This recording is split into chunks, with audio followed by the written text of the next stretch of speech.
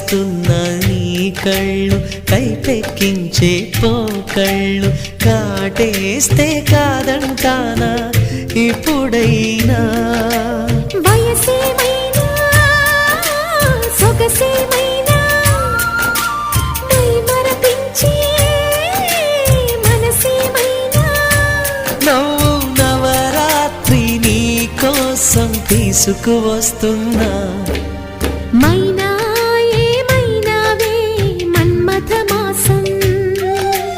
అయినా ఎంతైనా ఇది మెత్తని మోసం